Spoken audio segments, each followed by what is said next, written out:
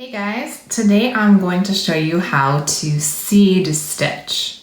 This is what it looks like up close. I really love how the interesting texture that it gives. I'm going to show you how to make this little swatch for practice, and then once you learn it, you can take it and run with it, and you can kind of design your own stuff. You could make a scarf, you could make a washcloth, you could make anything that's in a square or rectangular shape. So this is actually just going to be a combination or alternating double crochet and single crochet every other stitch. And I have a little swatch here that is just double crochet. So you can see the massive difference in the texture. This is only double crochet, and you can see there's way more like space in between the stitches. The stitches are a lot taller. It looks really different. And this is the seed stitch, which is double, single, and it looks a lot tighter, a lot different texture. I prefer this texture. So that's what we're gonna be learning today. So let's dive in. Okay, here we are to start. I've already done a slip knot and I've done 20 chains. So go ahead and pause this and catch up to me. If you don't know how to do those steps yet, I have other videos on how to do the slip knot and the chains. So once you've got 20 chains, then come back and we're gonna start the seed stitch. So we're going to need to use some of these chains as some slack so that we can turn around and go the other way and put stitches in top of these chains.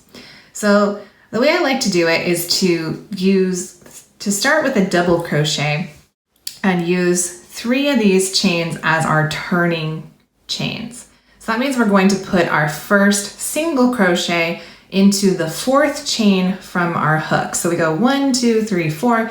I like to put my left thumb here to mark it.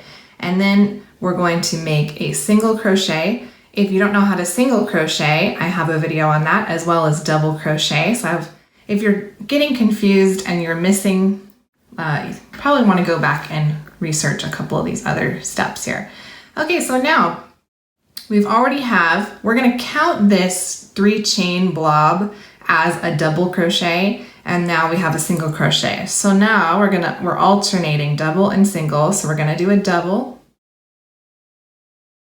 and then we're going to do a single in the next chain. And sometimes this gets a little bit harder at first. Like when I first learned this, I couldn't easily talk and do it at the same time because you're used to doing, just one stitch over and over, and this is 2 alternating stitches. So it kind of like takes a little bit of time before you have muscle memory and you can like do this without having to think a little bit about what you're doing. So I'm just going to keep alternating my double and then my single and double until I get down to the end. And don't worry, if yours is like curling up like mine, that's okay. You can just, it should flatten out as you add more stitches to it. And if all else fails, I just put a stack of books on mine and leave them out overnight, and that'll flatten it out later for you. Okay, so I've got my double, I'm on to my single, and just gonna get down to the end here. You should have 18 total stitches across when you're done. You should have 9 of each, single and double, and you should end on a single. So you've made a mistake if the last one you're putting in is a double and not a single, because the way I'm doing this here, you should always have a single as your last one, which I do. So that's a little clue for you. If you're ending on a double, that means you've probably dropped a stitch somewhere and you want to pull out that row and make sure you didn't lose something. So there we are. We have 18 stitches across. And that counts our turning chain of 3 as a double crochet. So we have a double, single, double, single, double, single across. So now we're going to use the turning chain again 3 chains is going to be our next double crochet, because the way you want to do this is you want the double crochets to sit on top of the single crochets. So since the single crochet was our last stitch on the bottom, now we're doing 3 chains that's going to sit on top as like our substitute double crochet. And then we're going to go, so we will not go into this first stitch because our 3 chain is substituting as our first stitch. We will go into the second one over with our single crochet this time. And my yarn is like too tight, I can't do it. Okay, so now we're going across again. We're just doing double and single. And I'm going to do a few of these and show you what it looks like. I'm going to do a few rows here, show you what it looks like when it gets a little bit longer. Okay, I realize that this part can be a little tricky when you're first learning this. So what I've done here is I'm only on my second row across. I turned around, I did single, double, and now I am on to my last double.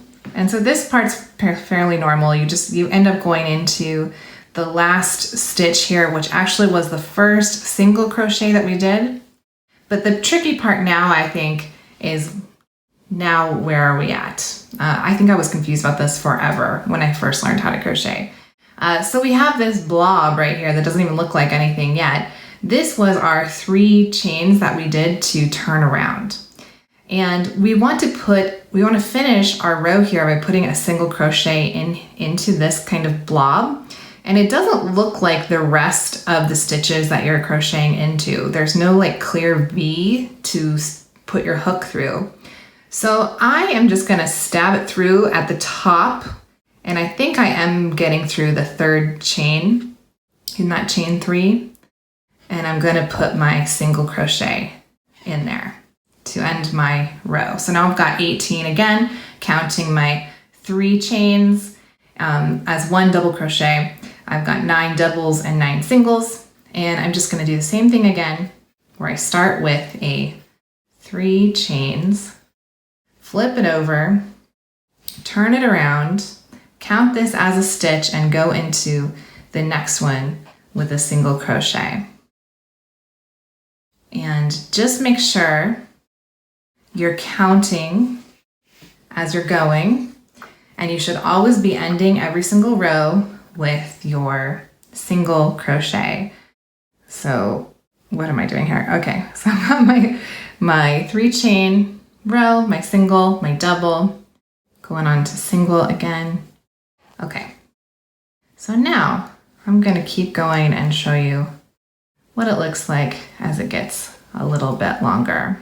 I am finished with my little swatch, my little practice swatch, and I just wanted to show you. So what I did here, actually I did 8 rows, and this would be a good amount for you to practice if you wanted to get your seed stitch down.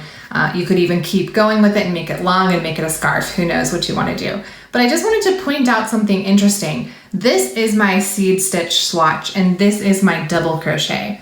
And you can see that it's quite a bit smaller, because this is the just pure double, and this is single double, single double. And I did the same amount of chains at the bottom. I did 20 chains and then turned around like you saw at the beginning of this video. I did the same thing up here on this double crochet swatch. And it's well, not much, I guess it's wider. It's like an inch wider. And then I only did like 5 or 6 rows in this swatch, and this is 8. And it's actually not even as tall. So that's just something to pay attention to if you want to kind of like play around and make something with seed stitch. It's gonna be smaller, at least the way I do it, it's smaller, and I like how this looks because it's tighter and there's less like air and space between the stitches. So that's just how I've been playing with this seed stitch in different ways, and that's how it turned out for me. It's like smaller than I expect it to be because I'm thinking it's gonna be like double, but it's more like single.